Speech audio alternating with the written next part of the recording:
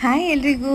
ನನ್ನ ಮಕ್ಕಳದು ನಾರಿದಟ್ಟಿ ಫಂಕ್ಷನ್ ಇದೆ ಅಂತ ಹೇಳ್ತೀನಲ್ಲ, ಅದು ನಮ್ಮೂರಲ್ಲಿ ಅಪ್ಪನೇ ಮಾಡಿಕೊಡ್ತಿದ್ದಾರೆ. ಹಾಗಾಗಿ ಮೊದಲೆಲ್ಲ ಪ್ರಿಪ್ರೇಷನ್ ಇರುತ್ತಲ್ಲ, ಅದಕ್ಕೆ ನಾನು ಸ್ವಲ್ಪ ಬೇಗನೆ ಊರಿಗೆ ಹೋಗ್ತಾ ಇದ್ದೀನಿ. ಬಸ್ಸಿನವರೆಗೂ ನಮ್ಮ ಮನೆಯವರು ಡ್ರಾಪ್ ಮಾಡಿದರು. ಆಮೇಲೆ ಈ ಥರ ಊರಿಗೆ ಹೋಗ್ತಾ ಇದ್ದೀವಿ ಬಸ್ಸಲ್ಲಿ ಮಕ್ಕಳನ್ನ ಸುಧಾರಿಸೋದಂತೂ ತುಂಬಾ ಕಷ್ಟ. ಊರು ಯಾವಾಗ ಬರುತ್ತಮ್ಮ, ಊರು ಯಾವಾಗ ಬರುತ್ತೆ ಅಂತ ಕೇಳ್ತಾನೆ ಇರ್ತಾರೆ. ಬಂದಮೇಲೆ ಅಮ್ಮ ನನಗೆ ಅಂತ ಅನ್ನ ತವೆ ಮಾಡಿದರು. ನನಗೆ ತವೆ ಅಂದರೆ ಫುಲ್ ಫೇವ್ರೇಟ್, ರೆಡ್ ತವೆ.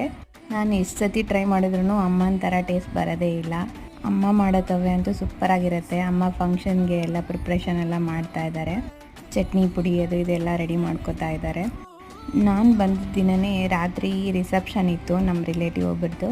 ಮದುವೆಗಂತೂ ಹೋಗೋಕ್ಕಾಗಲ್ಲ, ಸೊ ರಿಸೆಪ್ಷನ್ಗಾದರೂ ಹೋಗೋಣ ಅಂತ ಅಟೆಂಡ್ ಮಾಡ್ತಾ ಇದ್ದೀವಿ. ಎಷ್ಟು ಚೆನ್ನಾಗಿತ್ತು ಅಂದರೆ ಸ್ನ್ಯಾಕ್ಸ್ ಫುಡ್ಡು ಎಲ್ಲ ಸೂಪರಾಗಿತ್ತು.